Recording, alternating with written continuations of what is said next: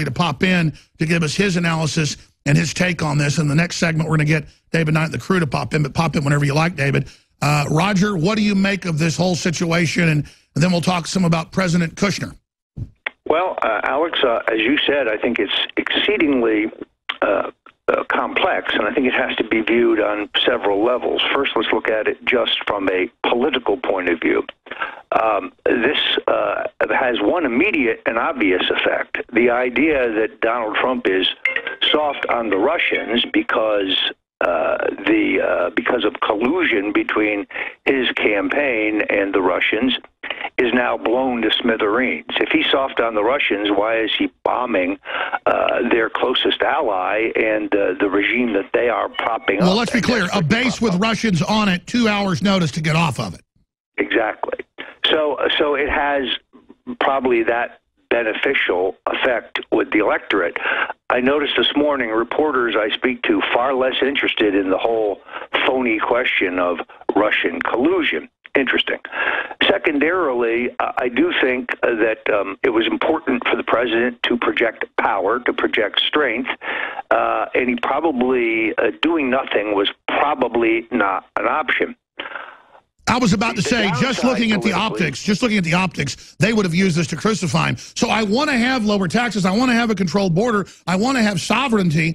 And I get Rand Paul's right about what he's saying, but this would have destroyed Trump. So it's a very weird place to be.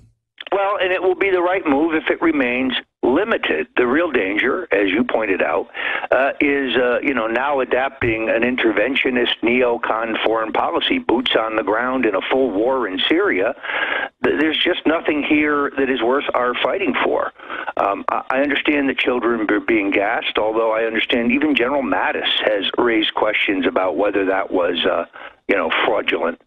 What's interesting to me is this push by the generals, which I believe is aided by the president's son-in-law, to essentially shed the non-interventionist position that he stuck to very closely in the campaign and become George W. Bush. The people, if they wanted a neocon, they would have elected Jeb. The American people are tired of endless foreign wars where our national interests are not obvious. In the case of Assad, he is propped up by the Russians. He's financing Hamas and Hezbollah. And on the other side, you have ISIS. So the only people cheering today, sadly, are neocons and jihadis. Absolutely. You have Al-Qaeda, ISIS, Al-Nusra tweeting support for Trump doing this. You have the Weekly Standard, a bunch of disgraced chicken hawks supporting it. And now the liberals are turning, almost all of them. And the Washington Post is like, how dare you do this? After they say, oh, you're aiding the dictator Assad. Then he does this, and now they're turning against him. And I see everything going on in the White House to turn off his base, the bad health care bill. And then Kushner runs off. I think as we exposed yesterday, this isn't Trump's health care bill. This is John Boehner's health care bill. This was drafted by the lobbyist, former Speaker John Boehner, when he put a cigarette down long enough, passed to Paul Ryan, from Ryan to Reince Priebus, from Priebus to the president. They could have had a much better bill. I was really happy to see that the president followed some very sound advice and sat down with Senator Rand Paul to start figuring out where they agree and where we can get a more market-oriented health care proposal. And Paul said he believes they can get it. So that's a big positive move. Trump's pushing the tax cuts. That's very positive. But let's pull back. We don't want to attack Kushner. I mean, I hope the guy's a great guy, but he's a Democrat. He keeps bringing in these people. He's pushing for a lot of things. Let's talk about the role of President Kushner here, because they keep saying Bannon's the brain, but now we know what you reported on Monday is now confirmed that indeed he is the leaker to the media to go after his political enemies that are hardcore conservatives and patriots like Bannon. And we see Bannon now more and more being forced out because I guess he didn't support this current military move that we've seen. So let's talk about President Kushner. Yeah, I can absolutely certify that Steve Bannon was opposed to this intervention in Syria, and he obviously lost an internal argument. I also think he is wearing the manner in which the travel ban was rolled out. He's most certainly wearing the health care fiasco, where we encouraging Republicans to walk the plank on a bill that wasn't even ours. All of those things, I think, are being utilized by President Kushner to, to put the heat on Steve Bannon. Bannon's a fighter, and I do think he will survive. But what we have to figure out is whether his role is diminished. One obvious problem, of course, is that he really has not spent any capital to bring other nationalists who supported Trump into the White House. Sure, it looks like he's got a jihad going against true populists and patriots. I mean, I'm sorry, he's the one in there rooting everybody out, running them out, and then trying to get the neocons, back in the tent. And meanwhile, unfortunately, Steve Bannon has not gone to bat for other nationalists, and therefore he finds himself on the White House staff largely without allies. And you said that day one, before he was in, he said he's got a battle. He's been lulled into a sense of trust. And I talked to him some early on, and I was just like, you've got to get more patriots in there. But, of course, people weren't looking to give power back to the people like Trump. They were looking for their own power. And so Bannon wasn't looking for his own power, and so now he's going to lose it. So there's that paradox. We don't want power, but we've got to be willing to get in there and keep them from getting power so that we can give it back to the people. My greatest concern, in all honesty, Alex, is that watching the Silicon Valley barons whining and dining Jared and Ivanka, the Google people, the Facebook people, those who are seeking to choke InfoWars and Stone Cold Truth and Breitbart News and Daily Caller and all the other... That's right. While the very support system of the Republic is under admitted Democratic Party, George Soros, David Brock admitted they say they want to shut down, admitted they want to end free speech, admitted they're trying to police China by showing them they can censor here. Outrageous. And Trump is on autopilot while Obama's stay-behind network, Ministry of Truth at the State Department openly testifies in Congress that we're Russian agents and that we should be shut up. I mean, this exactly. And remember, day one, when Obama signed that bill, I said, this is going to be our biggest bane, Roger. I mean, I'm not bragging, but did I not tell you we've got to tell Trump, we've got to hammer him on this? I remember that day. You told me, well, this is the National Censorship Board. Here it is.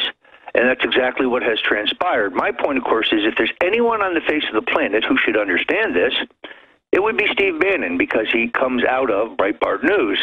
I don't think that Jared understands that if these censorship initiatives go forward, the chances of the president's reelection are zero. Zero. Kushner? We are going to restore the mainstream media monopoly on the dissemination of political information. Trump could not have won without a free and vibrant net. Trump could not have won without InfoWars.com. Trump could not have won without Breitbart, Daily Caller. And the enemy knows that. The enemy knows that. Others. They've written thousands and thousands of articles admitting, and then you get leaks where they're saying, oh, we got... Roger Stone banned off TV. Oh, we cut out the MVP. Soros give us more money. I mean, they are literally trying to destroy us, and Trump's on autopilot. Let's just say it. Toad Hall is filled with a bunch of weasels and stoats, and it's time to retake it, man. He needs to understand he is surrounded by weak, foppish, left-wing New York socialites. And meanwhile, we see, Jared dining with the head of Google at one of the toniest restaurants in Manhattan. This is more disturbing to me than anything else, because the future of the Trump administration and his efforts to make America great again completely pivot off access to the net and the ability to rally the same people who elected him. If we can't reach those people, we cannot rally them. This is the greatest single danger I see moving forward, but there's no evidence that Jared Kushner understands what is going on here. It's unbelievable. And, here we are trying to stop wars. Here we are just trying to get taxes cut. And we have the vicious piranha-like brainwashed left, people that are susceptible to the brainwashing, not realizing we're their best friends. And that weirdo foreign Nazi collaborators are financing the end of free speech, who overthrew the Middle East, who overthrew Ukraine. I mean, they mean business. People ask why they never give up and why they're so wicked, and because they just keep winning. And finally, they run into us, and we're holding them back, only to see, as usual, Trump infiltrated by his very family.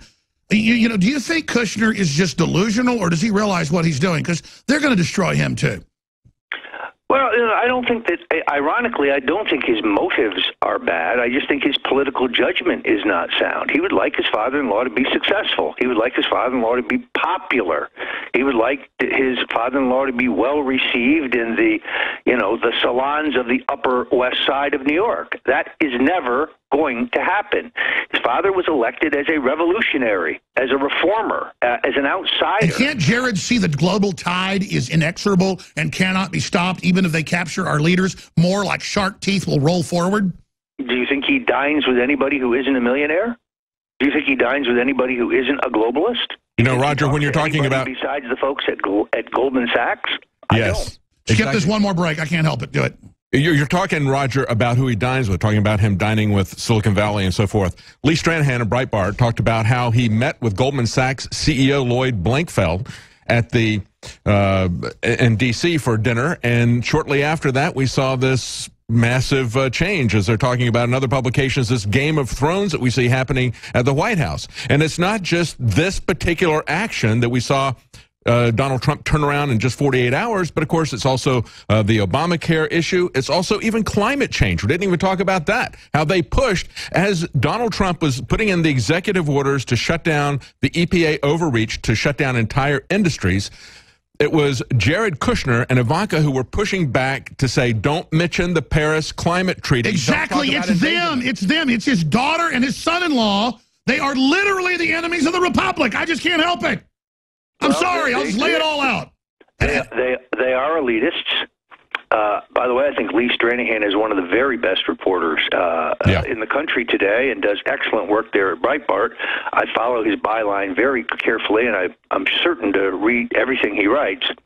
But I think Alex has put his hands on it. First of all, this, in a way, has to do with political correctness and social. They want to be accepted. They don't want to be yelled at. And I think Ivanka's amazing. I think Kushner's really smart. And I like the sons, Donald Jr. and everybody. They're great. Hell, they follow us on Twitter and tweet our stuff. The point is, I don't want to be patted on the head. I want the Republic back. I want to restore the Republic.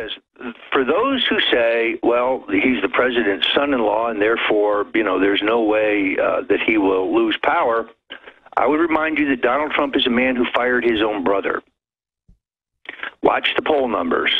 Because if we dive headlong into globalism, Donald Trump may be at a 40% approval rating today. It'll hit 20.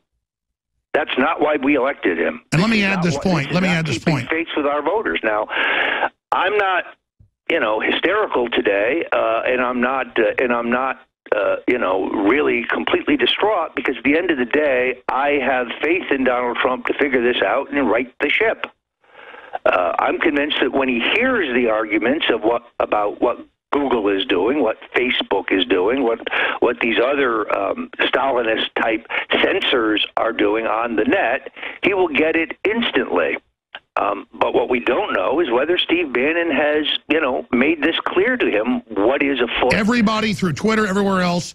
The weird thing is, talking to Trump, he does a lot of the talking, and then people are busy, and Reince Priebus is on the line or whatever. I don't want to get into it. They literally follow him around like hounds, trying to keep him away from people. But the public has to get the message that they're set up a censorship board, they're undercutting him. And I think, and again, when I say enemies of the Republic, I don't mean conscious enemies, but they literally are working against the restoration of this huge engine of success.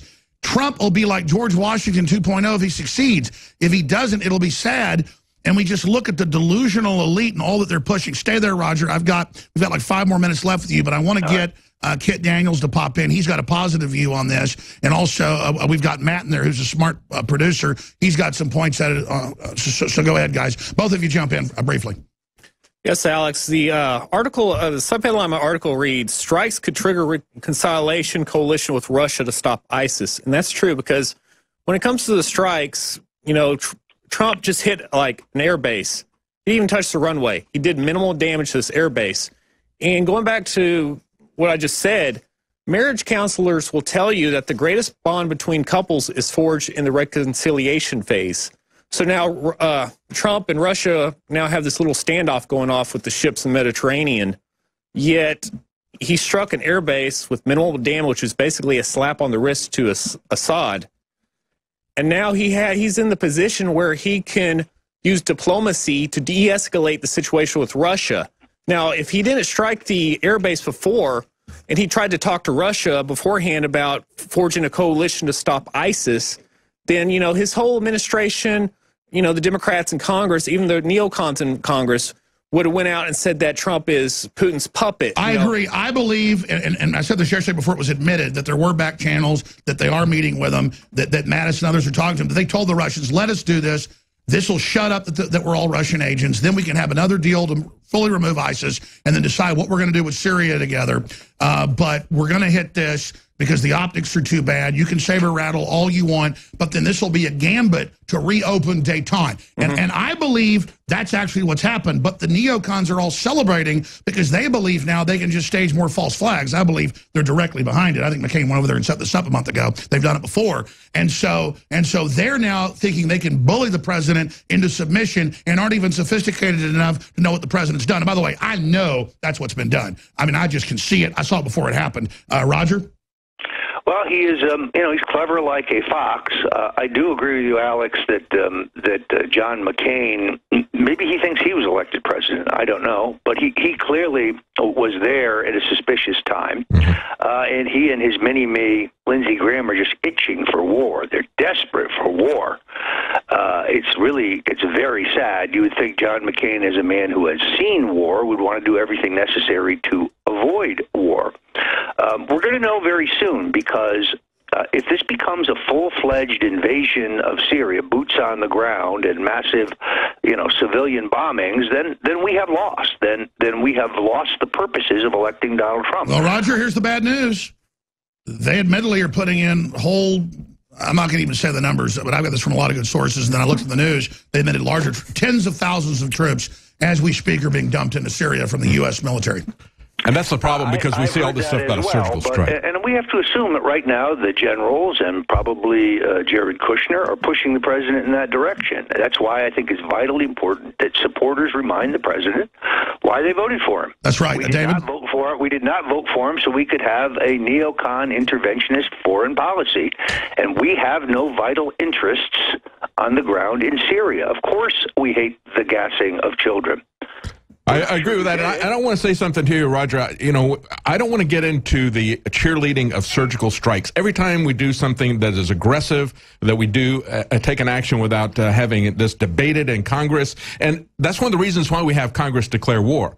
Because it takes a process to debate this. We did not look at the forensic evidence. There's indications that this is a false flag, that this it was tweeted out, it was published. There's a rush to judgment. It's just instant. Exactly. Let's have a forensic investigation. When we did that 4 years ago, we found that wasn't true. So we see all these articles from Daily Mail. This was an awesome arsenal. This was pinpoint accuracy. We have Brian Williams saying this is beautiful missiles. You know what? If they were storing gas there at that place, then where's the pictures of the people dying when they hit the storehouse of the gas there at the airport? With the missiles, no, it was empty. The Russians are involved. This was all done. This was all done behind the scene and back channels. And I hate to even say that, but listen, the mainstream media won't even pick up on that because they're just such repeaters. Yeah. They're so dumb they don't even know what they're witnessing. And guaranteed, that's it. I'm just saying, I don't even know if I like this because it's so Machiavelli. We're going to let Roger go. We're going to come back briefly with Kit. And also Matt jump in here, and then David Knight's going to take over. I've got a special report coming up at the bottom of the hour, and we've got so many guests today. Roger, in 30 seconds left, StoneColdTruth.com,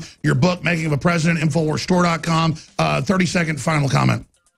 Well, let's watch this very, very carefully. And I urge patriots, I urge those who are listening to go ahead and contact the White House, the main number where you can leave a message, and they're set up for that, 202-456-1414. Tell the president, no wider war in Syria. And tweet at him, and call in on C-SPAN. Exactly. Roger, we'll talk to you soon. Anytime you want to pop in today with more intel. Thank you so much. GCN Live.